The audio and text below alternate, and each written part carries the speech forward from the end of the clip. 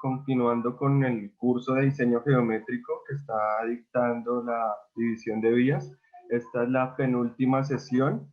El título de la sesión de hoy es Aspectos socioambientales y prediales, y en estos temas nos van a apoyar hoy los compañeros de la División Ambiental y un compañero del área predial. Nos hicieron la invitación de la División de Vías y muy en sintonía con presentar los saberes desde una manera integral, pues hoy estamos indicando y mencionando los principales aspectos socioambientales y prediales y de arqueología que tenemos en cuenta en los proyectos viales. Sabemos que este es el último módulo y pues sabemos todos que Ingetec ha participado en grandes proyectos viales para el país. Hoy nos acompaña Adriana Molano, es nuestra especialista ambiental, además es ingeniera de vías y su línea siempre ha sido en los temas ambientales, conoce muy bien la normatividad y ha estado pues al frente y liderando proyectos importantes también viales. Joaquín Otero es el coordinador del equipo de arqueología de Ingetec y por supuesto pues la experiencia en el desarrollo de los proyectos arqueológicos, no solo en proyectos viales, sino en el resto de proyectos de infraestructura, pues la tiene Joaquín. William Gutiérrez es el especialista predial, pertenece a la división de vías, pero es muy frecuente que trabajemos de manera concertada, coordinada con él en los temas socioprediales y cuando los componentes y los estudios ambientales requieren un componente adicional al tema predial. Y pues yo soy Yadi Ruiz, la directora del Departamento de Estudios Sociales. Hemos tratado aquí que cada imagen represente algo. Aquí representa, por supuesto, la diversidad y la interacción y la mirada desde diferentes áreas de un solo proyecto, de un solo aspecto. Esta es la invitación hoy a mirar los proyectos viales desde otras aristas, desde otras realidades y pues otras miradas que tenemos principalmente en la división ambiental. El objetivo de la charla hoy es dar a conocer los instrumentos y permisos ambientales para cada una de las fases de los proyectos de infraestructura vial. Nosotros para cada una de ellas hay unos instrumentos, permisos, trámites ambientales que tenemos que surtir a la luz de la normatividad, conocer el alcance del programa de arqueología preventiva en cada una de estas fases y conocer el alcance del componente predial.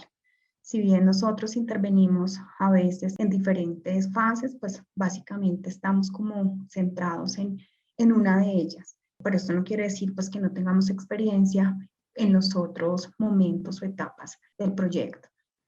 Más que un recuento de normatividad y demás, nuestra pretensión es poder compartir experiencias, lecciones aprendidas, miradas distintas y todo lo que puede pasar en un proyecto vial, no solo de gran extensión, sino también proyectos viales que son muy puntuales. Tenemos la fortuna, pues como todos nosotros, de recorrer varias partes del país. Nuestro equipo ambiental es el que está en campo, en territorio, desde la mirada, repetimos, de otras realidades frente a un proyecto y a un desarrollo. Este es nuestro objetivo, entonces compartir con ustedes el quehacer de lo que nosotros habitualmente hacemos en los proyectos de infraestructura. Inicialmente, sin entrar a ahondar en temas específicos de la normativa tan amplia que tenemos en materia ambiental, citamos algunas normas que de pronto pueden ser importantes y de consulta cuando estén adelantando los proyectos viales. Tenemos la Ley 99 del 93, que es el marco en materia ambiental, junto con el Decreto Ley 1076 de 2015, el cual es un compilatorio, compila la normatividad ambiental, y en ella se incorporan dos decretos que son importantes en el tema vial, que son el 769, que define qué actividades son el mejoramiento, y el 770 de 2014, en el cual se definen qué actividades pueden ser giro ordinario o pueden abordarse en los proyectos que incluyen licencia ambiental sin necesidad de surtir el proceso de modificación de licencia ambiental. Y la ley 1682 del 2013, que después fue modificada por la ley 1882 del 2018, la cual es la ley de infraestructura, en la cual pues se definen temas relacionados desde la concepción de los proyectos viales hasta su construcción y operación, contemplando aspectos en materia de intersección cuando se interceptan servicios públicos, el tema predial, el tema ambiental y el tema social. Hay algunos términos que son más usuales cuando hay interacción entre los equipos de ingeniería y el equipo ambiental en la ejecución o en los estudios y diseños de los proyectos viales, dentro de los cuales son términos que se suelen escuchar con frecuencia, que son los que definimos acá sin de pronto ahondar un poco más en ello, pues por la disponibilidad y por la generalidad que de pronto estamos abordando en la charla, que no podemos entrar en mayor detalle. Tenemos dentro de estas definiciones qué es un permiso ambiental, qué es una sustracción de reserva, un diagnóstico ambiental de alternativas, un estudio de impacto ambiental y el plan de adaptación, que son de pronto los trámites ambientales más comunes en este tipo de proyectos y que ya más adelante de pronto los asociaremos a cada una de las fases o etapas de ejecución de estos proyectos. Un permiso ambiental son trámites que se adelantan para manejo y control que se gestionan ante autoridades ambientales, usualmente regionales, las corporaciones autónomas regionales, para poder acceder a recursos naturales. Es decir, si yo necesito hacer un aprovechamiento forestal, un permiso de levantamiento de vedas para especies vedadas, vertimientos a suelos o a cuerpos de agua, concesiones de agua para ejecución de las obras o para funcionamiento de los campamentos, las ocupaciones de cauce para la construcción de las obras de drenaje y los permisos de emisiones atmosféricas cuando nosotros pues necesitamos instalar plantas como parte del proyecto, ya sea una trituradora o una planta de asfalto. La sustracción de reserva es también un trámite que se adelanta para levantar una figura legal que tiene un área con carácter de protección, ya sea a nivel regional, local o nacional. Este trámite pues se va a adelantar para proyectos que sean de interés social y con algunas se va a adelantar ante la autoridad que declaró el área de protección, ya sea una corporación o sea el Ministerio de Ambiente. El diagnóstico ambiental de alternativas ya es un estudio que se realiza en una fase inicial del proyecto, en donde se va a definir cuál es la alternativa que técnica, económica y ambientalmente es la mejor para adelantar el proyecto u obra, actividad, en este caso, pues la vía o la carretera objeto del proyecto.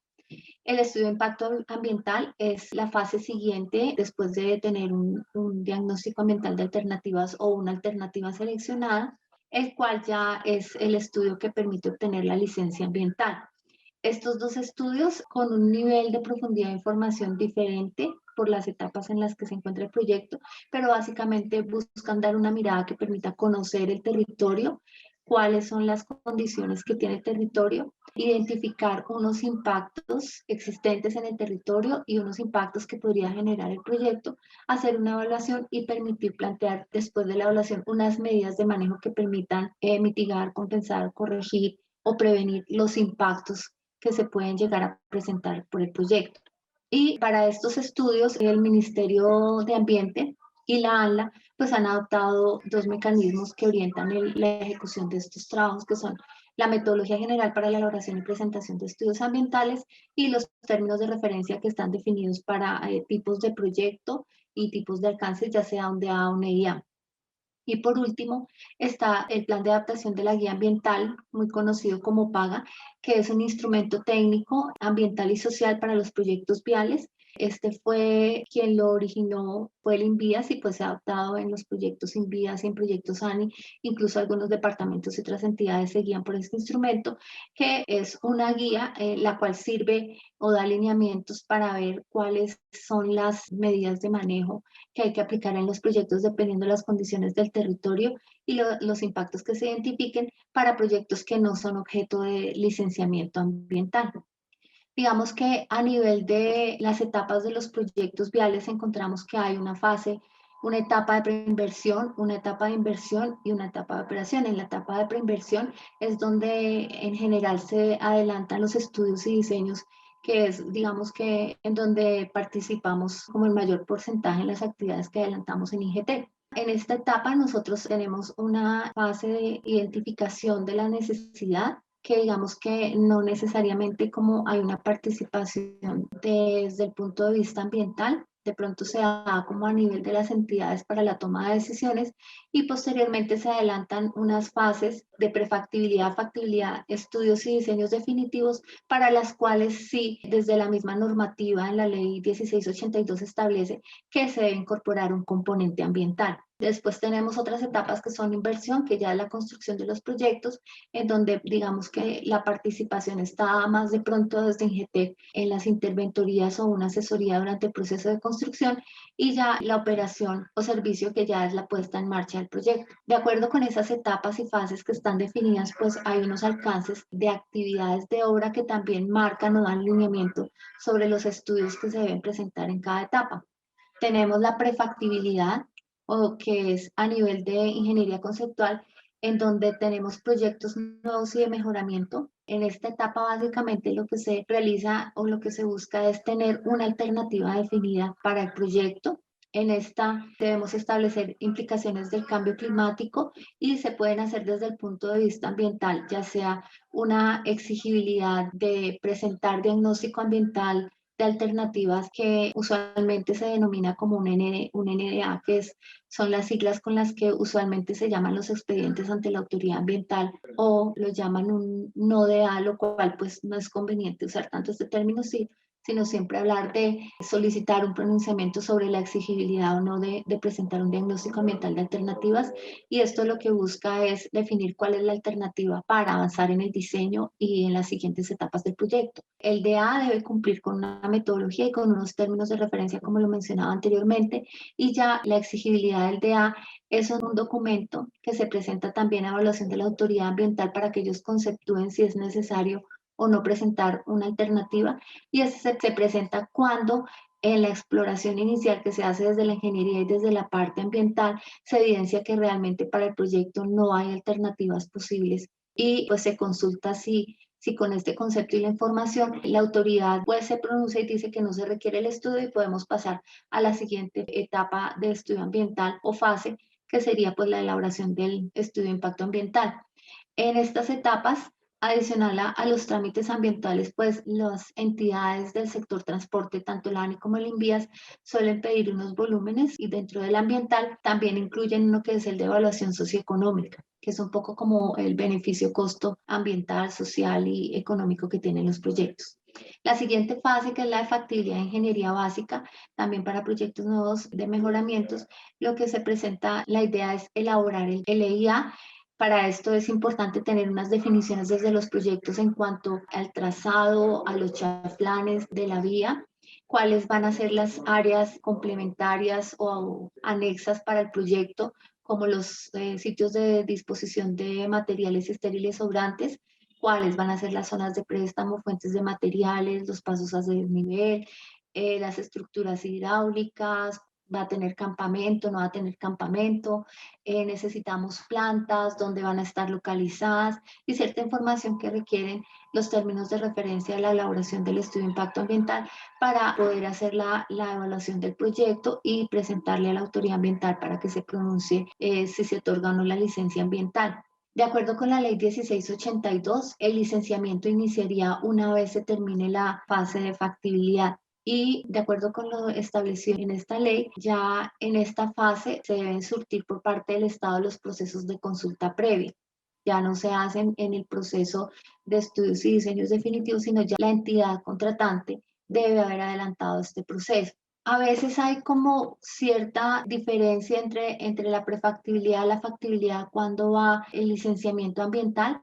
Depende mucho también de la entidad, de lo que haya definido con la contratación. Digamos que a nivel de contratación, el INVIAS tiene las etapas como de acuerdo a sus vigencias o a sus recursos, y ellos a veces pueden tener muy marcada que yo hago con un contrato el EIA y obtengo la licencia, o solo me entregan el estudio de impacto ambiental y como entidad yo me encargo de tramitar la licencia, y después 1 o 2 años más adelante, cuando esté el recurso, pues yo avanzo a la ejecución de la obra. Y a veces la ANI tiene un proceso de estructuración donde contrata una firma consultora, adelanta el proceso de consulta previa y hace los estudios de impacto ambiental, pero como no tiene la ingeniería de detalle, de pronto que es la siguiente fase, ahí esa línea a veces es un poco difusa, porque pueden pedir un alcance mayor en el proceso de estructuración, no obtener la licencia, sí tener un DA, tener una alternativa seleccionada, y una vez se tiene esa alternativa se avanza en los diseños, y lo que se suele hacer es un documento que es conocido como lineamientos de IA, que no alcanza a ser un estudio de impacto ambiental cumpliendo al 100% con términos de referencia y que no se surte todo el proceso de participación con las comunidades, pero que sí proporciona información del territorio para lo que van a encontrar quienes estén interesados en el proyecto cuando se saca a licitación. Ya la etapa siguiente, que es la de estudios y diseños definitivos, ya comprende una ingeniería de detalle. En esta etapa ya usualmente pues se tendría la licencia ambiental o se surte la licencia ambiental dependiendo la entidad contratante y lo que definan en los alcances. Por eso es muy importante, independientemente como de las líneas y los estudios que se realizan en factibilidad, pues hay que apoyarse siempre en los términos de referencia y los alcances que definen en la contratación las entidades para poder acotar hasta dónde pueden llegar los estudios y los trámites que se desarrollen en cada fase. En esta etapa de estudios y diseños definitivos también estaría ya para proyectos de mejoramiento, mantenimiento e incluso algunas dobles calzadas de acuerdo con lo que dice la normativa, y si estas, de acuerdo con el pronunciamiento de la autoridad ambiental, se consideran como un mejoramiento, pueden considerarse como instrumento de control y seguimiento el PAGA. El PAGA es una guía, hay una guía, yo la adapto, por eso hablamos del plan de adaptación, de acuerdo a las características del proyecto, y yo planteo cómo voy a hacer el manejo ambiental de mi proyecto, tramito los permisos ambientales requeridos con las autoridades, y este seguimiento se hace a ese instrumento vía interventoría o la entidad, y no hay un control de autoridad ambiental salvo a los permisos ambientales. Esto es todo pues lo que tendríamos que ver en cuanto a los alcances de los trámites asociados a las diferentes fases de proyecto y los alcances que tendría desde lo ambiental en cada una de ellas. Bueno, en cuanto a los aspectos sociales, quise resaltar 4 temas: lineamientos de participación, temas de consulta previa, componente sociopredial, reasentamiento y la conflictividad social que actualmente estamos teniendo en el desarrollo de los proyectos viales. Como complemento pues, a los términos de referencia está el tema, el componente social, donde tenemos que levantar también información del medio socioeconómico, declarar impactos y, por supuesto, proponer unas medidas de manejo. Pero ya centrándonos en las 4 temáticas que considero relevantes para los temas sociales en los proyectos viales, nos vamos a centrar en lineamientos de participación. Entonces ahí hay 2 figuras, 2 representaciones de lo que hoy está significando hacer y en qué contexto sociopolítico nos encontramos frente al tema de las vías. Ustedes escucharon, creo que muchos, todo el movimiento que se dio alrededor de Defendamos la Séptima, tanto que ocasionó la no viabilidad del proyecto y la decisión política de no hacerlo en 2 oportunidades. Lo que siempre escuchamos es vía sí, pero no así.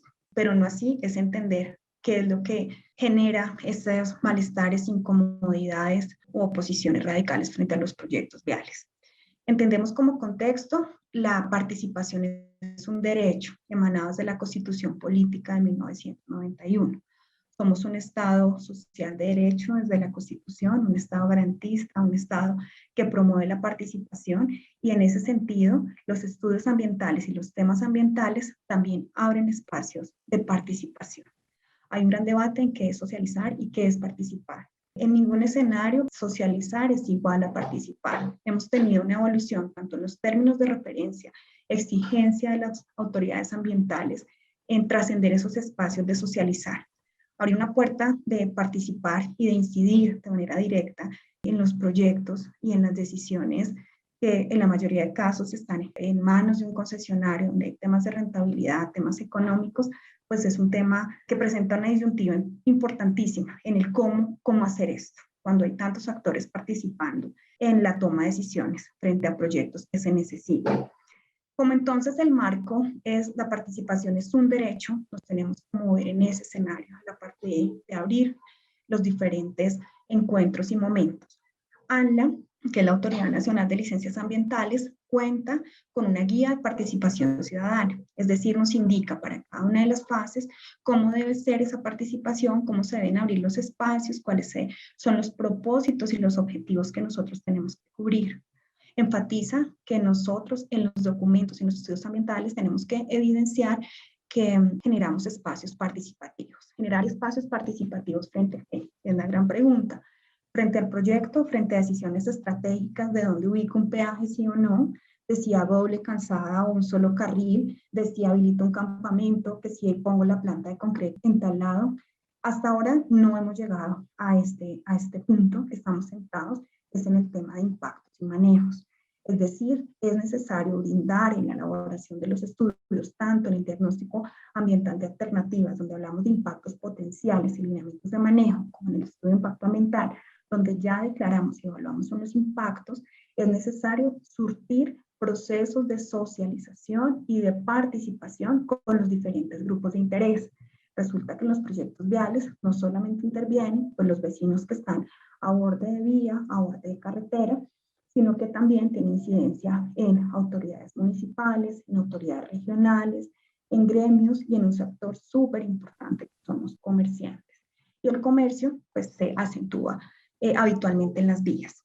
En cada una de las fases es nuestra obligación y la autoridad ambiental lo que hace es verificar en los estudios ambientales y en su check de la licencia ambiental para decir apruebo o no. Un tema fundamental y necesario es el tema de participación. Es nuestra obligación, siempre en todos los casos, tener evidencias y soportes que generamos todos los espacios de participación, los canales suficientes durante los estudios ambientales para tener un proceso de doble vía. Es decir, que desde el proyecto generamos y brindamos la información técnica suficiente para que nuestros grupos de interés tengan la información detallada y puedan determinar esos impactos y proponer las medidas de manejo. Digamos que en temas de términos de referencia está súper claro el alcance. Ahora bien, pues sabemos que en la práctica, y está siendo una constante, una oposición frente a los proyectos o una mirada mucho más crítica frente a cómo se desarrollaban los estudios ambientales. En función, por supuesto, amparados en el derecho a participar, en la preocupación que también hay sobre problemáticas ambientales, cambio climático, el uso y el estímulo de carros, el uso de tecnologías que no son limpias y están deteriorando el ambiente, y este es pues como el escenario actual en el que nos estamos desarrollando los estudios. Adicional, cuando los proyectos tienen financiación de la banca internacional, no solamente basta con cumplir los términos de referencia que tiene la autoridad ambiental en el país, sino es necesario irnos a unos estándares internacionales. En estos estándares, el tema de participación sí va mucho más allá de lo que nosotros habitualmente hacemos en el país, y es sí generar sí o sí espacios de consulta donde nosotros evidenciemos que sí estamos generando espacios para que la gente y los grupos de interés hagan observaciones frente al proyecto. No solamente desde los impactos y los manejos, sino también de los riesgos o de los efectos, beneficios y demás, y decisiones técnicas que son claves para el desarrollo de los proyectos. Cuando iniciamos un estudio de impacto ambiental, para nosotros es claro pues, que lo hacemos con términos de referencia que pide la autoridad ambiental. No obstante, también hemos tenido pues, documentos que denominamos documentos bancables, donde sabemos que hay una revisión de entidades de cooperación internacional, de bancos y demás, donde la exigencia es llevarlo hacia estándares internacionales y donde tenemos que evidenciar que vamos un paso más allá de los procesos de participación. En la reciente, no sé si se ha escuchado por parte de ustedes, la adhesión de Colombia a la OCDE, también está el tema de la participación en los estudios ambientales, un tema bien fuerte, frente a cómo sería y cómo debe ser la participación de los diferentes y de nosotros como ciudadanos frente a proyectos que tienen incidencia pues, para el país y donde hay una afectación, donde hay unos impactos muy localizados frente a un beneficio nacional o regional. Son discusiones que no solamente están incidiendo pues, en Colombia, sino ya es una tendencia y hay varios movimientos en razón.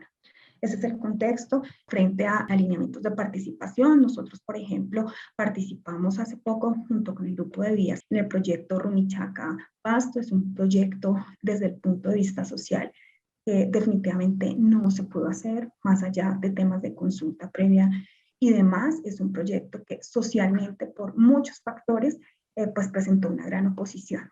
Es decir, uno desde el punto de vista técnico, desde el punto de vista de desarrollo del país, desde el punto de vista de beneficios, de conectividad, su situación de frontera, podría uno decir, es un proyecto viable y se tiene que hacer. Obviamente, cuando llegamos allá en contexto, por muchas complejidades, por muchos intereses, por varias consideraciones, fue un proyecto que la concesión decidió no hacer. Obviamente soportado y blindado frente a decir, mire, agotamos todas las instancias y los mecanismos de participación posibles y hay una oposición al proyecto que incide en que el proyecto no sea viable. Con esto quiero decir es la incidencia que están teniendo los diferentes grupos de interés, opositores a los proyectos, con todos los intereses que hay de por medio en poder viabilizar o no un proyecto.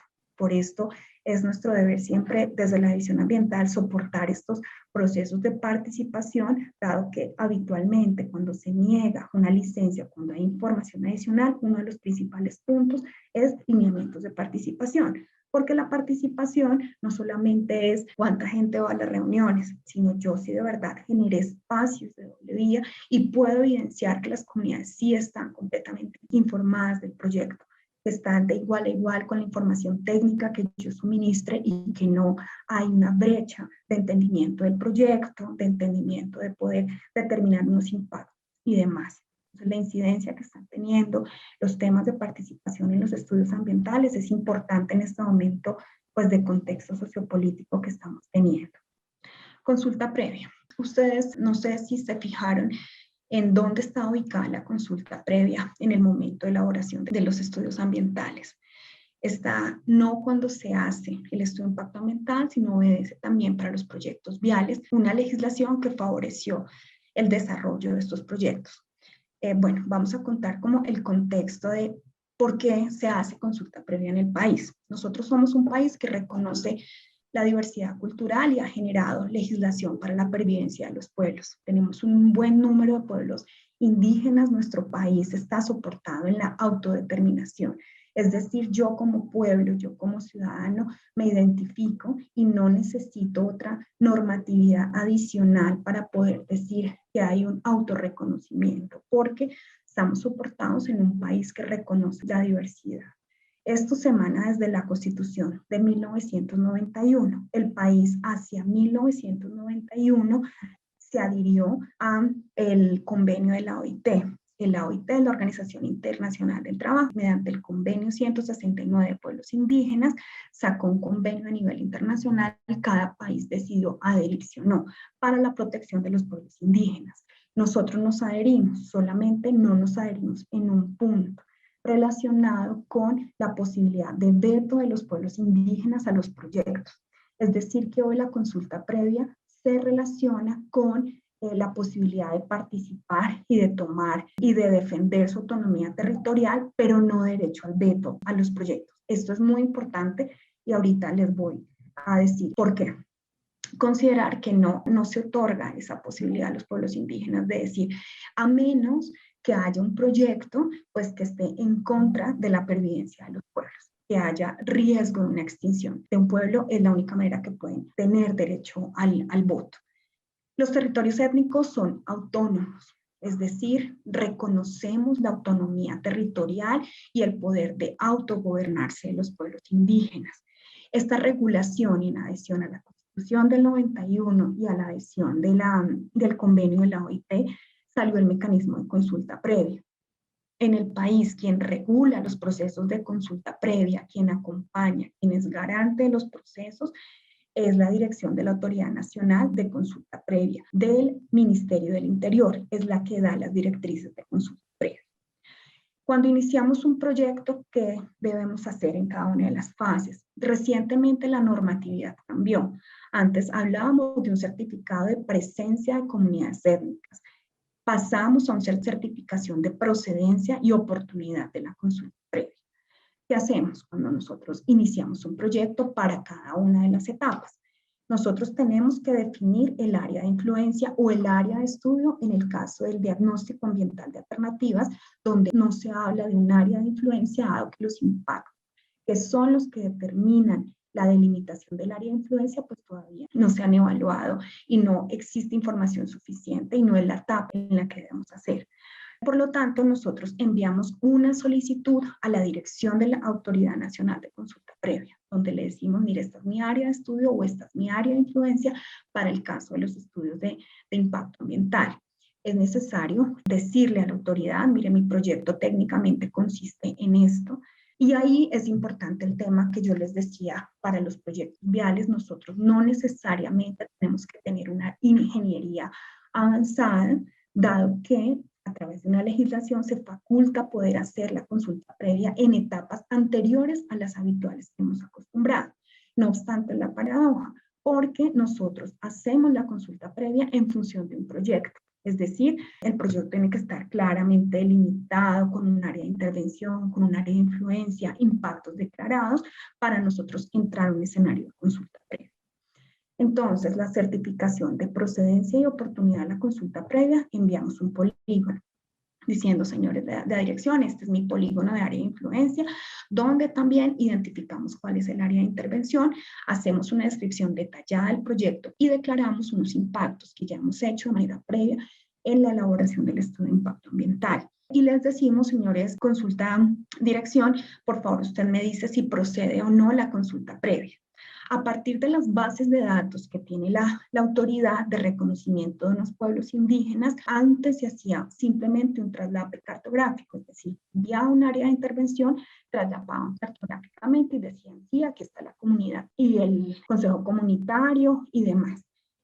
Y decían, la certificación, sí, procede la consulta previa a partir del polígono que usted me envió para estos pueblos. Ahora cambió y cambió el producto también de tutelas. Sabemos que los pueblos indígenas también, no solo indígenas, sobre todo los afros, tienen un movimiento político y jurídico importante. No solo lograron pues estar en la Constitución de 1991 con un reconocimiento explícito que el país tiene una diversidad cultural, sino también siguen en una agenda importante, pues por todos los antecedentes también que se ha tenido frente a intervenir en territorios étnicos sin ninguna clase de consulta previa. Entonces hay también una agenda política importante y hay tutelas y sentencias en razón a los proyectos que ha generado que pasemos también a un certificado de procedencia. En este certificado de procedencia no solamente la autoridad revisa un traslado de un área de intervención del proyecto, sino también determina un área de influencia a la luz de las comunidades que conoce, de las comunidades que consideran y con la información que tienen o hacen recorridos en territorio para determinar que no solamente cuáles serían esas comunidades que entrarían en un proceso de consulta previa. Esto es bien importante en la normatividad actual, dado que hay, por ejemplo, casos en los que ha procedido la consulta previa en territorios o en asentamientos que están lejanos de un proyecto, pero que habitualmente es un paso para hacer un pagamento o es un tránsito habitual para comunicarse entre familias y demás. Entonces, el riesgo de ahora y la incertidumbre frente a qué procede en la consulta previa es mucho mayor de los trámites anteriores. Pero como en la dirección de la Autoridad Nacional de Consulta Previa no solamente tiene las bases de datos de los procesos que se han dado, pero no es la entidad encargada de certificar la etnicidad de los pueblos, es decir, que toca hacer cruces adicionales con otras entidades en el caso que aparezcan nuevos pueblos o nuevas comunidades que se autorreconozcan en el territorio e indiquen pues que tienen afectación o un impacto directo. Esto hace pues que los procesos, repito, sean sobre todo para los originadores de los proyectos, un riesgo importante en tema de consulta, dado, por un lado, los costos que implica y su incidencia en el desarrollo de los proyectos por el cronograma. Las etapas de consulta previa actualmente son las siguientes. Determinación de procedencia de la consulta previa, que es lo que les mencioné, es la primera consulta que uno hace. Señores, dirección de la autoridad, díganme si me procede o no consulta previa. Ellos traslapan, hacen visita y demás y nos dicen, procede la consulta previa. Para el diagnóstico ambiental de alternativas, nunca procede consulta previa. Solamente es para el estudio de impacto ambiental. Coordinación y preparación son reuniones que se tienen con el ministerio previamente en función del desarrollo del proyecto para decir, este es mi cronograma, estos son los tiempos que yo tengo contemplados para hacer el estudio de impacto ambiental o para hacer la consulta previa, describen el proyecto para que los funcionarios que deleguen pues tengan información y empiecen pues a preparar y asignar funcionarios que acompañen el proceso. Los procesos de consulta previas es un proceso, se reconoce la consulta previa también como un derecho fundamental por la pervivencia de los pueblos indígenas sobre sujetos colectivos, no sobre personas. En consecuencia, siempre contamos con el acompañamiento de las entidades garantes que son personerías, defensorías del pueblo y demás. Sigue la preconsulta. En esta etapa se negocian las condiciones o lo que denominamos ruta metodológica, en el que como se parte del supuesto que las comunidades y los pueblos están en desventaja con quien está desarrollando el proyecto, dado que no cuentan ni con los especialistas técnicos, ambientales y sociales y demás, y con el conocimiento para abordar un proceso de identificación de impactos y manejos, las comunidades se les otorga el derecho de pedir y hacer unas exigencias de garantías para poder contratar abogados, asesores y demás que los acompañen en el proceso. Eso se fija en la preconsulta, en la ruta metodológica, donde el operador del proyecto da las garantías necesarias. No está regulado en el país cuánto debería ser, si un asesor, si las condiciones, si una reunión puede costar 5 millones y demás. Eso no está acordado.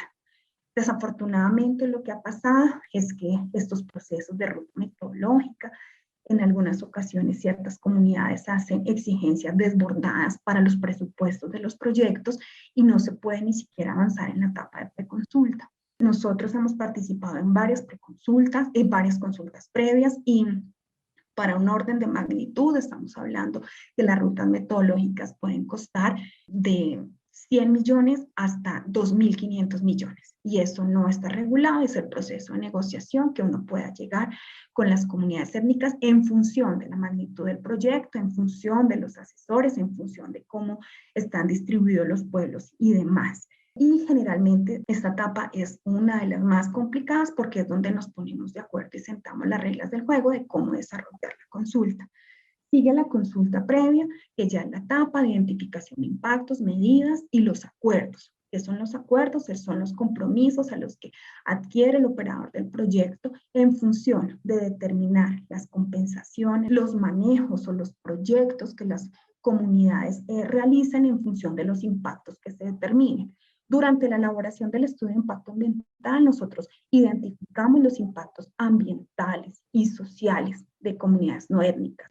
Es en el escenario de la consulta previa donde principalmente nos centramos en la identificación de impactos culturales, es decir, aquello que solo las comunidades consideran que les afecta como sujeto colectivo, su cultura y demás, y sobre lo que tenemos que tasar, pues los acuerdos o mirar cuáles son esos proyectos, esas compensaciones.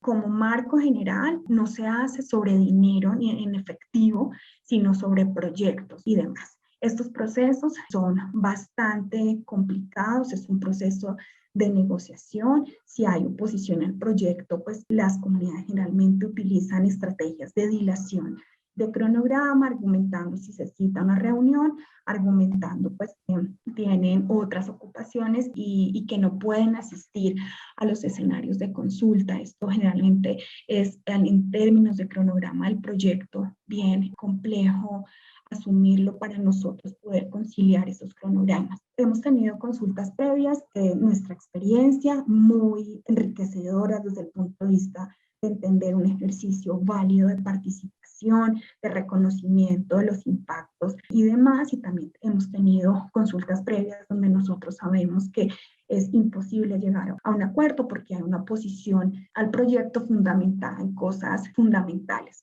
Hay oposiciones radicales frente a desarrollo de proyectos y van en contravía de la cosmovisión de los pueblos y demás, y hay escenarios en que la consulta previa no se puede llegar a hacer. Y también hemos tenido consultas largas en el tiempo, pero con unos aprendizajes importantes.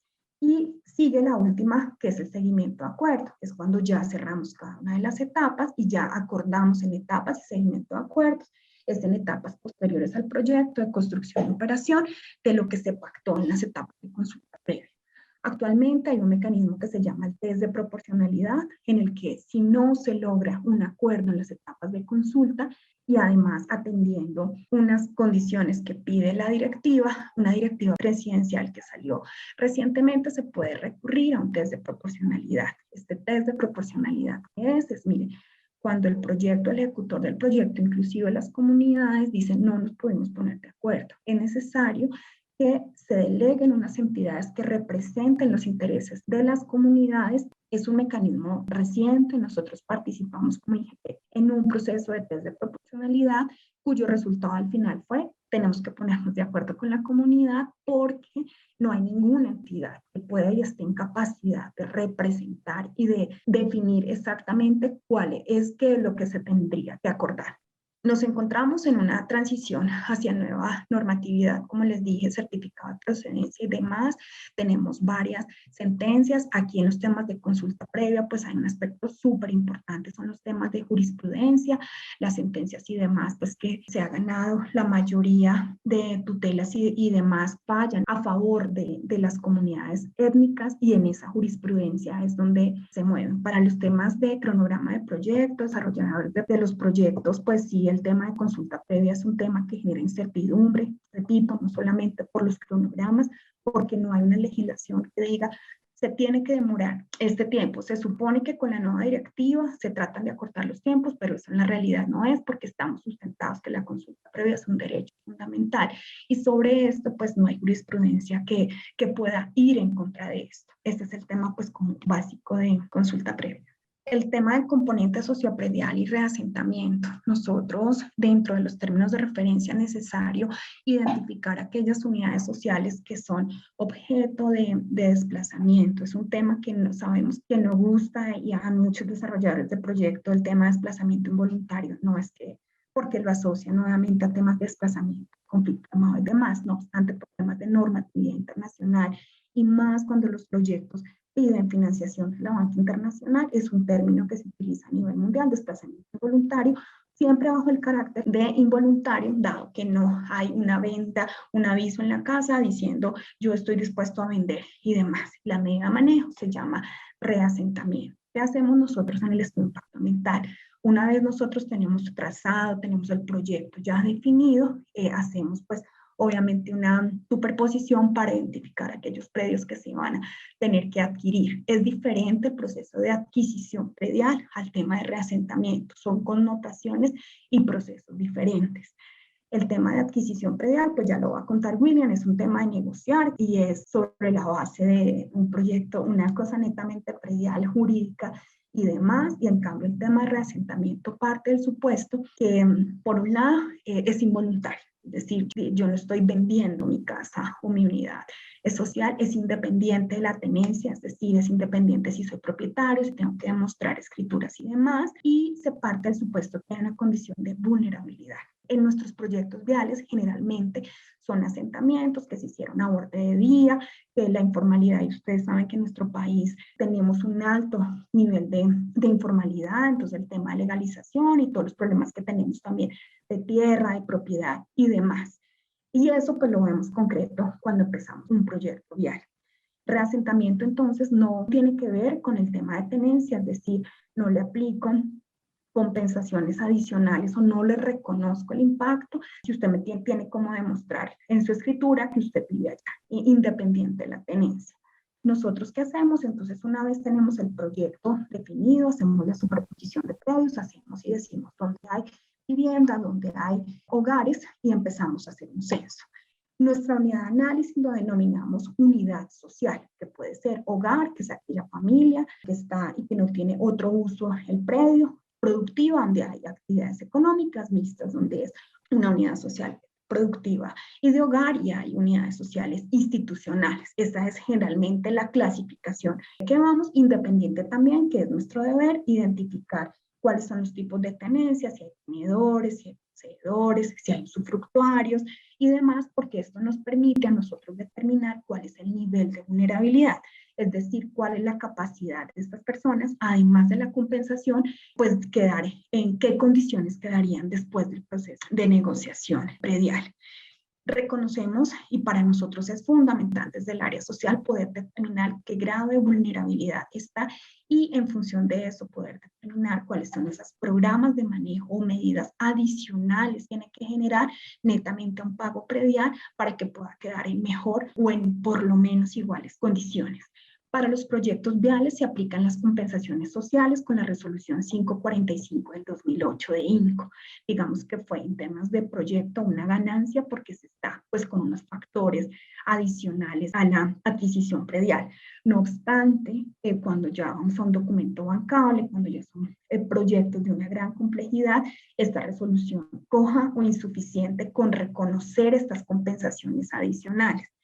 Para efectos de la banca, con un proyecto, esa resolución 545, es muy bien, usted la aplica para sus efectos de licenciamiento ambiental en Colombia, pero a mí me reconoce y me declara un programa de reasentamiento. Es un programa de reasentamiento, es un paquete de asesorías, de apoyos o de proyectos complementarios para cada una unidad social en función de la vulnerabilidad, con el fin último que se dejen en mejores condiciones cada unidad social. Esto implica que se tiene que brindar un programa de asesoría psicológico, social, jurídico, apoyos y demás que permitan un restablecimiento integral de condiciones de vida.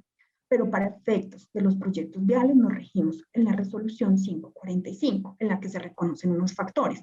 Además del proceso de compra predial, tengo que reconocer un factor de apoyo al restablecimiento de vivienda, factor de apoyo a moradores, factor de apoyo en trámites, los trámites notariales en los que yo tengo que incurrir, un factor de apoyo por movilización, es decir, los trasteos y demás, un factor de apoyo al restablecimiento de servicios sociales básicos, factor de apoyo al restablecimiento de medios económicos y un factor de apoyo a los arrendadores.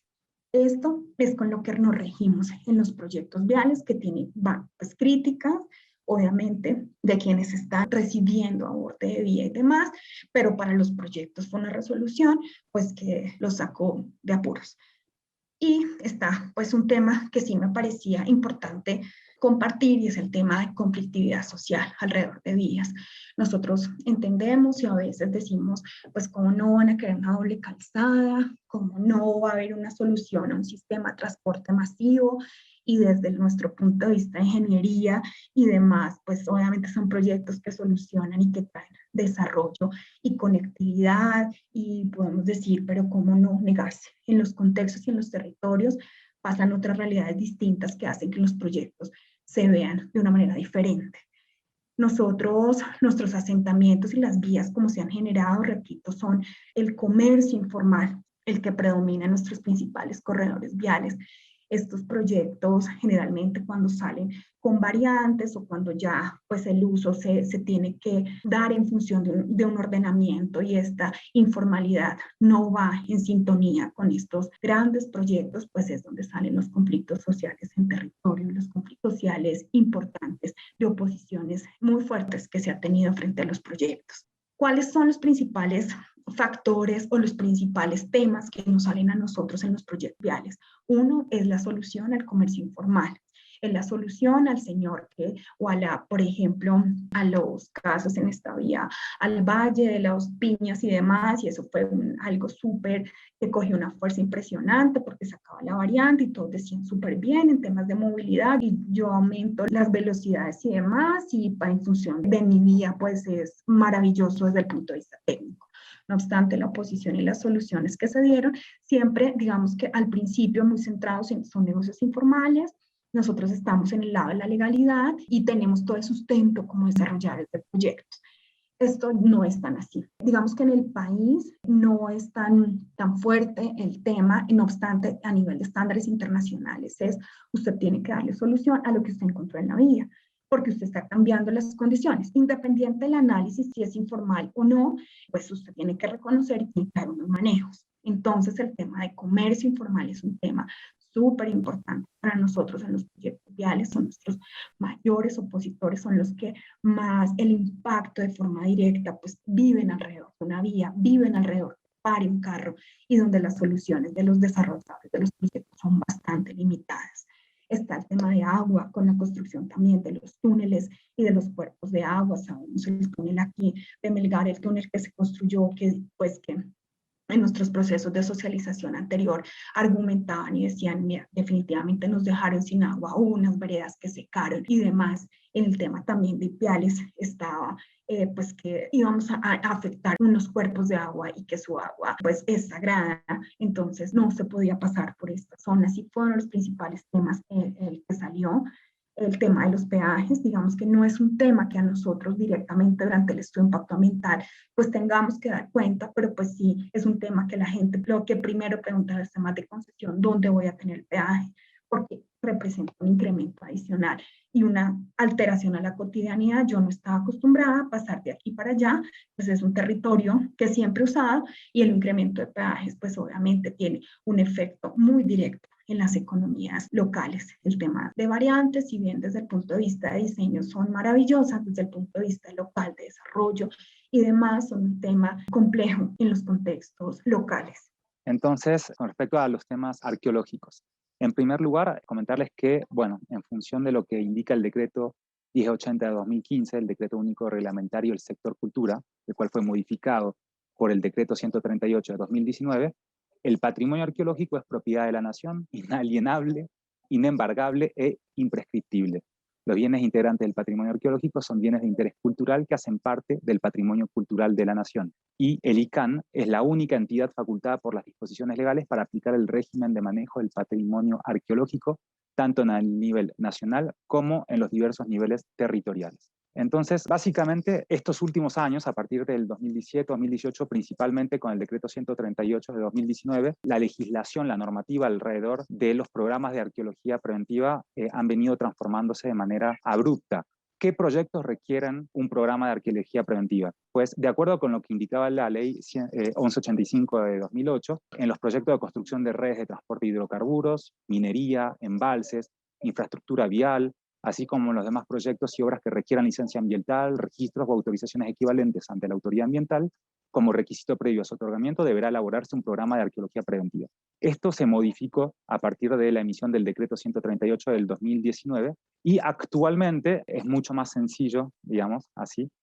Básicamente requieren programa de arqueología preventiva los proyectos que necesitan una licencia ambiental o eventualmente aquellos en los que los titulares de los proyectos, los responsables de los proyectos, así lo deseen. Pero básicamente los proyectos que requieren licencia ambiental son los proyectos que van a necesitar que se adelante un programa de arqueología preventiva. En ese orden de ideas, cuando se pretende construir una nueva vía, que se requiere realizar un estudio de impacto ambiental, se debe implementar, se debe adelantar un programa de arqueología preventiva. Pero, por ejemplo, cuando estamos hablando de una rehabilitación, un mejoramiento que se tramita a través de un PAGA, pues teóricamente ahí no estaríamos necesitando que adelantar ningún programa de arqueología preventiva. ¿Cuáles son las fases que componen hoy en día, y a partir de lo que se emitió en el decreto 138 de 2019, de los programas de arqueología preventiva? Pues en primer lugar tenemos el registro del programa de arqueología preventiva. Se trata de un único trámite, el cual consiste en obtener la aprobación de un programa de arqueología preventiva para la totalidad del proyecto, de A a Z. Básicamente, la idea, antes uno podía tener las mal llamadas licencias arqueológicas, autorizaciones de intervención arqueológicas, podíamos tener 2, 3, 4.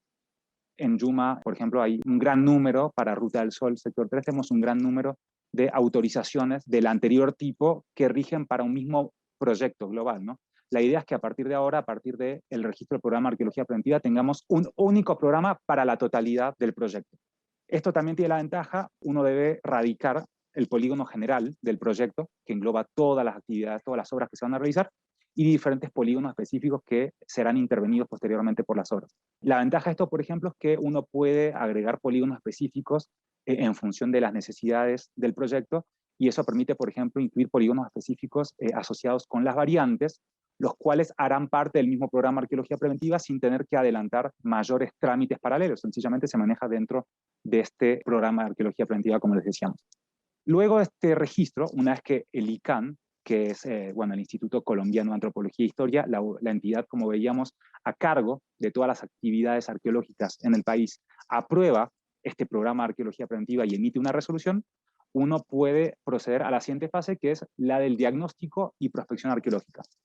Entonces, con respecto al diagnóstico, uno debe elaborar un diagnóstico arqueológico con base mayoritariamente, no es necesario, pero mayoritariamente, con base en información secundaria, cuyo final es básicamente definir una zonificación arqueológica preliminar, revisar qué metodologías se han utilizado para prospecciones en el área en donde vamos a adelantar nuestro proyecto, y en función de eso, proponer una metodología idónea para adelantar la prospección la cual puede tener pues variantes o modificaciones en función de esta zonificación arqueológica preliminar que hayamos determinado. Una vez que contamos con este documento, el ICANN nos va a emitir una retroalimentación. Básicamente, el diagnóstico arqueológico no es un documento que tenga una aprobación o no, sino que sencillamente el ICANN retroalimenta diciendo me parece bien, no, haga esto, haga lo otro, como recomendación, aunque las recomendaciones del ICANN son usualmente de obligatorio cumplimiento, pero bueno, uno suele pues adelantar la siguiente fase, que es la fase de prospección arqueológica. Técnicamente, contando con el registro del programa Arqueología Preventiva, uno ya puede adelantar la fase de campo de la prospección arqueológica. Sin embargo, no está de más si uno puede radicar antes el diagnóstico y tener la retroalimentación a la metodología propuesta antes de la salida a campo para evitar reprocesos. ¿Qué viene a ser la prospección arqueológica? Pues la prospección arqueológica consiste en una revisión del área de impacto, del área de estudio, perdón, del área de intervención directa por medio de revisiones superficiales en busca de elementos arqueológicos, de adecuaciones en el terreno, potencialmente camellones, montículos que uno pueda percibir en la faz del suelo, y también la revisión de perfiles estratigráficos que uno pueda encontrar en el área de intervención, así como la realización de pozos de sondeo. Son unas calicatas básicamente de 40 centímetros por 40 centímetros que bajan a una profundidad variable, pero usualmente estamos alrededor de los 60, 80 centímetros, que nos permiten identificar la presencia o no de elementos arqueológicos en el subsuelo. Una vez que se adelanta esta fase de campo, uno procede a la siguiente etapa de laboratorio, en donde se va a realizar el análisis de todos estos elementos recuperados en campo, pudiendo estos ser restos cerámicos, restos líticos, que vienen a ser las piedras talladas y trabajadas para utilizarse como herramientas, como objetos, como instrumentos, restos óseos, tanto humanos como de fauna, y se realiza el análisis de todo este material. Una vez que ha concluido esa fase, pasamos a la siguiente fase, que es la fase de aprobación del plan de manejo arqueológico. Básicamente se trata de la realización del informe con base en los resultados de la prospección, en donde ya se tiene que determinar una zonificación, ya no preliminar, sino una zonificación del potencial arqueológico, y con base en esta zonificación y de los resultados de las actividades de campo y de laboratorio que hemos adelantado, se debe proponer un plan de manejo arqueológico que deberá ser implementado en la siguiente etapa. Este documento se entrega al ICANN, el cual aprueba o solicita ajustes en función de lo que uno está proponiendo. Una vez contamos con la aprobación por parte del ICANN a este plan de manejo arqueológico, uno ya puede comenzar a implementar inmediatamente este plan de manejo. Anteriormente, antes de este nuevo régimen del que le estamos describiendo, uno tenía que tener una autorización de implementación, una autorización de intervención arqueológica para la fase de prospección y posteriormente una nueva para la fase de implementación del plan de manejo. Ahora, como les comento, dentro del mismo programa Arqueología Preventiva ya global, una vez que contamos con la aprobación de nuestro plan de manejo, podemos proceder directamente a implementarlo. Básicamente aquí tenemos dos grandes etapas. Por una parte tenemos los rescates arqueológicos que corresponden a la fase de preconstrucción. Básicamente es una actividad que debemos adelantar antes de que inicien las obras. En función de los contextos que identifiquemos, los rescates pueden ser muy diversos. Pueden ser sencillamente pequeños cortes exploratorios de 2 metros por 2 metros, pueden corresponder a trincheras de 1 metro de ancho por 5 o 10 metros de largo, o pueden corresponder a rescates bastante más importantes, como por ejemplo el que se está adelantando en estos momentos en el área de Servicio Valencia, a 30 minutos de Valledupar en dirección a Bosconia, en donde se está realizando un rescate de varias hectáreas con la identificación de numerosos entierros humanos, con el hallazgo de ya más de 200 vasijas, con la identificación en campo y la recuperación de más de 3 millones de fragmentos cerámicos. Entonces, realmente, en función del contexto arqueológico, el rescate puede tener pues ciertas implicaciones, ciertas dimensiones. Es en este momento que uno también entiende la importancia de la fase del diagnóstico y de la prospección anterior, porque en función de esa fase de diagnóstico, de esa fase de prospección, uno también tiene la posibilidad de recomendarle al cliente realizar, por ejemplo, algún desvío, alguna variante, para evitar alguna zona que pueda ser particularmente compleja. Claramente un rescate como el que le estamos citando, pues implica un recurso humano, un recurso monetario y un tiempo muy importante que puede tener un impacto considerable en las estrategias y en los procesos de una obra. pero ya ahí claramente pues depende del cliente que está adelantando el programa de arqueología preventiva, el proyecto, que es el titular del programa de arqueología preventiva. Entonces, ahí tenemos la fase de rescates que, como les comentábamos, se adelanta en la fase de preconstrucción. Una vez que se termina esta fase de rescate, ya técnicamente el área queda liberada para adelantar las obras civiles.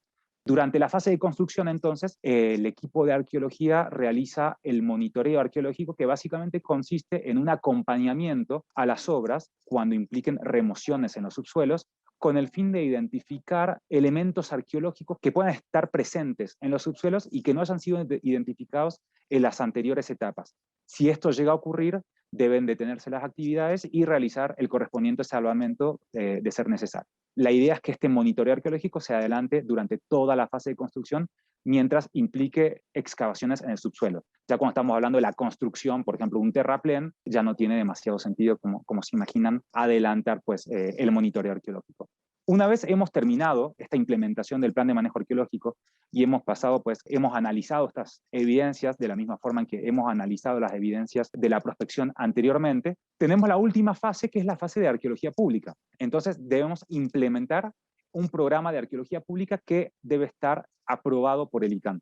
Básicamente tiene dos grandes componentes que vendrían a ser, por una parte, la socialización de los resultados del programa de arqueología preventiva en todas sus fases, entonces indicando qué fue lo que se hizo, qué fue lo que se encontró. La idea es poder comunicar, socializar todos estos resultados a la comunidad del área de influencia de los proyectos, de la misma manera, de ser posible, al mundo académico, sobre todo cuando estamos hablando de proyectos que desde un punto de vista arqueológico puedan tener mayor relevancia, como por ejemplo Nueva Esperanza, o como pensamos que es este sitio que estamos excavando en este momento del área de servicio de Valencia para Yuma.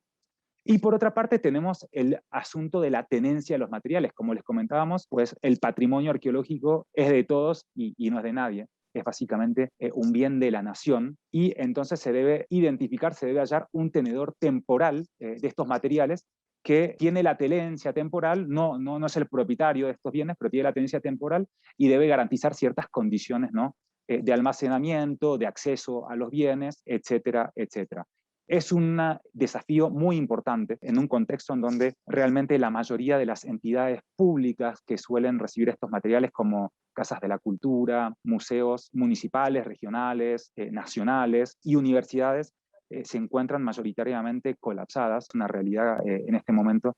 En el país hay muy pocos espacios que tengan la capacidad de recibir estos materiales arqueológicos, sobre todo cuando estamos hablando de cantidades muy voluminosas, como viene a ser lo que estamos recuperando en este momento en el área de Servicio Valencia. Cuando hablamos de proyectos más pequeños, como las prospecciones que se adelantaron para Ruta 40, pues sencillamente se pudo entregar el material a algunas universidades, siendo apenas unas bolsas de material.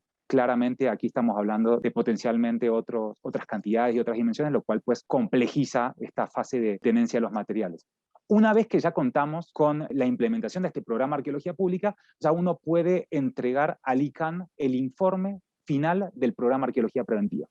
Básicamente es un informe que debe retomar todo lo que se ha adelantado en el programa de arqueología preventiva, desde la fase de registro hasta la fase de arqueología pública, todas las fases que hemos evidenciado en esta breve descripción que les dimos. Y una vez que el ICANN aprueba este informe final, básicamente se dan fin a las obligaciones contraídas por el titular del programa de arqueología preventiva a partir del registro de este programa. Entonces, básicamente, el programa, cuando inicia con la aprobación del registro por parte del ICANN, se cierra en este momento con la aprobación del informe final y ya queda pues cerradas las obligaciones del cliente. Esas serían, digamos, todas las etapas que estaríamos manejando hoy en día con el nuevo régimen que ha definido el ICANN para los programas de arqueología preventiva.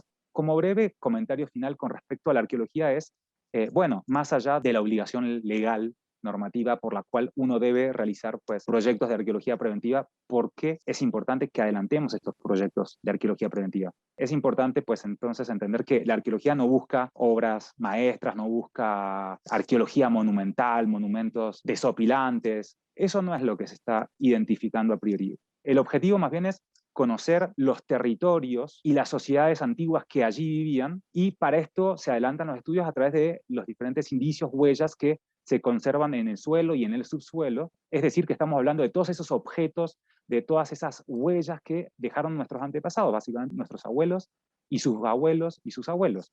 Estamos hablando de su basura. Todos estos fragmentos que estamos recuperando es la basura que dejaron estas sociedades, los entierros, los depósitos de materiales, los fogones para entender qué comían, toda esta serie de indicios que nos permiten entender y comprender exactamente cómo esta gente vivía, cómo esta gente entendía su territorio y cómo se comportaban en él. Esto consideramos que es de suma importancia porque realmente hace parte de lo que somos nosotros, hace parte de nuestra identidad y realmente corresponde a un elemento que podemos y debemos, en últimas, transmitir a nuestros hijos y a los hijos de nuestros hijos, como para realmente entender de dónde venimos, quiénes somos y también construir esa identidad para saber a dónde queremos llegar. Entonces, básicamente, esto era una muy breve descripción que les queríamos dar sobre los programas de arqueología en general, particularmente aterrizados a los proyectos viales.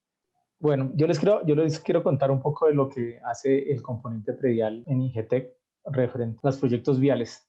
Ya lo había mencionado, tenemos 3 fases. Tenemos una fase de prefactibilidad, factibilidad y estudios y diseños. Una vez tenemos definido por el Departamento de Diseño Geométrico un diseño para la etapa de prefactibilidad, nosotros cruzamos este diseño como tal con las bases prediales oficiales que existen en Colombia. Con esto determinamos una cantidad de predios afectados tanto a nivel rural como a nivel urbano. Aquí les estoy presentando, estos son los predios a nivel rural y estos son los predios a nivel urbano. ¿Qué busca la prefactibilidad? Primero, establecer una cantidad de predios afectados. También determinamos unos costos aproximados de adquisición de estas áreas y establecer unos riesgos. ¿Cuál es, digamos, que uno de los principales inconvenientes que encontramos al hacer estos proyectos? El atraso que presenta el catastro nacional en el país. Como ustedes se pueden dar cuenta, hacemos un acercamiento sobre un predio. Este predio como tal no tiene los linderos completamente definidos, que es el lindero del predio, no está completamente definido. Aparte de eso, si hacemos un detalle sobre el predio, aparece como si el propietario de este predio fuera también dueño de una parte de la vía. Entonces, comenzamos a presentar muchas falencias y entregando información inadecuada. Lo que nosotros hacemos es tratar de solucionar estos problemas, tratar de entregar la información lo mejor posible, pues obviamente porque es una etapa de prefactibilidad, y identificar los principales riesgos de esto. Digamos, para este proyecto se identificaron, digamos, que obviamente primero las desactualizaciones, y para este paso urbano en este municipio, pues se identifican problemas como afectaciones a estaciones de servicio, que pues obviamente suponen un valor de adquisición mucho mayor al promedio de una vivienda normal, PHs y cosas como de ese tipo. Entonces, en la prefactibilidad, eso es lo que hace, digamos, la parte predial. Todos estos análisis se hacen a través de sistemas de información geográfica para poder determinar las áreas, y se hace un informe y se entrega al cliente. Esto es una explicación así muy somera de lo que se hace en prefactibilidad. Para factibilidad vamos un poco más allá. Entramos a trabajar con los diferentes departamentos, tanto como el de diseño geométrico, como el departamento social y algunos otros departamentos de INGETEC. Cuando se está estructurando el diseño, se nos pasa un prediseño. Con eso nosotros montamos las bases prediales y traemos los predios afectados. Aquí se pueden ustedes dar cuenta, por falta de actualización, aparece el predio, no ha sido actualizado. Nosotros en este momento, digamos que como ha ido evolucionando, tenemos herramientas como lo son las ortofotos, con la cual podemos determinar que efectivamente este predio están mal sus linderos, porque mire, parece como si fuera dueño de la vía y no lo es así. El lindero fijo del predio va por aquí. Entonces, hacemos una corrección del lindero, hacemos una corrección de las áreas, porque como tenemos que comprar áreas, tenemos que entregar un área exacta de la afectación. Entonces, una vez hacemos esos análisis, podemos determinar que efectivamente esta es la forma real del predio. Esto, digamos, en la etapa de prefactibilidad hacemos una salida de campo, pero muy somera, para traer los valores de terreno. En factibilidad vamos a campo, hacemos una revisión, no ingresamos a cada uno de los predios, sino hacemos una revisión, digamos, desde el corredor. Determinamos unos valores de terreno, unos valores de construcción. Los valores de construcción, lo que hacemos es establecer unas tipologías. Digamos, estamos aquí en el mismo corredor del proyecto, entonces establecemos una tipología de bodega, de estaciones de servicio, de viviendas, y determinamos unos valores de adquisición para cada uno de los predios afectados. Aquí es muy importante porque nosotros trabajamos de la mano de diseño geométrico. Aquí, para este caso, el diseño estaba afectando una institución educativa, un colegio, se dio la alerta y el diseño se modificó para evitar el impacto sobre estas instituciones educativas. También pues se trata de minimizar los impactos que se generen, digamos, sobre predios como estaciones de servicio, hoteles, comercio, que representen un grado de adquisición complejo y un grado de adquisición y de componente social muy complejo. Una vez estructurados los predios con sus valores de referencia, eso, extraemos información jurídica y le entregamos al cliente la tira predial estructurada con unos valores de referencia, cuánto valdría el predio en adquirir, cuáles componentes entran a figurar ahí y cuál es el estado general, digamos, del corredor que se está interviniendo. Para la etapa de estudios de diseños definitivos, pues esto ya es, digamos, es completamente aparte de, digamos, de esas dos etapas. Aquí sí tenemos que ir a campo, hacer unos levantamientos de fichas prediales, fichas sociales por cada uno de los predios afectados. Esto ya se vuelve un poco más complejo porque ya tenemos que entrar a interactuar con las personas, con los propietarios de los predios, entonces hay que comenzar a solucionar. Uno llega al predio a hablar con el propietario le tiene 50.000 dudas, que cómo le van a pagar su predio, que a dónde lo van a, no sé. Entonces, digamos que es una etapa bien delicada de actividades porque hay que transmitir una información muy correcta para que no se generen falsas expectativas, digamos, los propietarios. Para esta etapa, lo que yo decía, se va a campo, se levantan las fichas sociales, unas fichas prediales, se hace un levantamiento de las construcciones al detalle, se hace un registro fotográfico. Aparte de eso, se hace un estudio de títulos para determinar quién es el propietario del predio para establecer con quién se va a hacer la negociación. Se entrega toda esa información, se hace un avalúo del predio y se le entrega al propietario que resultó de los estudios de títulos una oferta sobre su predio. En esta oferta está todo lo que exponía ya y todas las compensaciones que se les tenga que pagar a los propietarios, ya sea por movilizaciones, arriendos, desconexión de servicios públicos y demás. Uno de los problemas que se encuentran en esta etapa es que a veces uno encuentra un predio y cuando uno llega al campo se da cuenta que son 1, 2, 3, 4. Entonces es el papá que le dejó a 4 hijos, entonces hay que entrar a hablar con este. Aunque es un solo propietario, hay que establecer un mecanismo de negociación que para los 4 no propietarios, sino los 4 ocupantes del predio. Entonces se vuelve un poco más tediosa y por problemas como estos a veces la gestión predial se demora más de lo normal, atrasando las obras porque pues este predio puede ser requerido, no sé, para la instalación del peaje, pero no se puede porque pues presenta un problema ya jurídico de fondo y digamos que eso a grandes rasgos y muy someramente son lo que se hace en las tres fases de los proyectos viales desde el componente predial. Entonces, lo que yo les explicaba en la etapa de prefactibilidad, esos son los aspectos a tener en cuenta. Entonces, en la etapa de prefactibilidad es una etapa donde solo se hacen una sola salida a campo, se establece una cantidad de predios afectados, unos valores de referencia de terreno, se identifican los principales riesgos y se hace una estimación relativa de costos de adquisición predial para esa etapa. Y esto se hace un paquete y se le entrega al cliente donde se le dice cuánto vale de prefactibilidad el proyecto. Para la etapa de factibilidad se establece una cantidad de predios afectados, se hace una corrección de linderos y de predios, se entregan los valores de referencia tanto de terreno y de construcción afectada, se establece un estado jurídico del corredor, es para establecer, digamos, en qué condiciones están los predios, no sé si el 50% de los predios tienen demandas, embargos, hipotecas, ¿sí? Para establecer un estado jurídico del predio y se identifican riesgos prediales. Esto es una de las cosas que se han mejorado, digamos, a través de los años y la experiencia que nos ha demostrado de trabajar en los proyectos es que ahora se trabaja mancomunadamente entre diseño geométrico, predial, social y todos los componentes para evitar reprocesos digamos, en que el diseño está afectando un colegio, nunca se identificó, ya se va muy avanzado en el diseño, entonces lo que se busca es que, mire, aquí hay un colegio, tratemos de modificar el diseño y se buscan evitar esos problemas. Y se entregan una estimación de costos aproximados de adquisición predial para la etapa de factibilidad.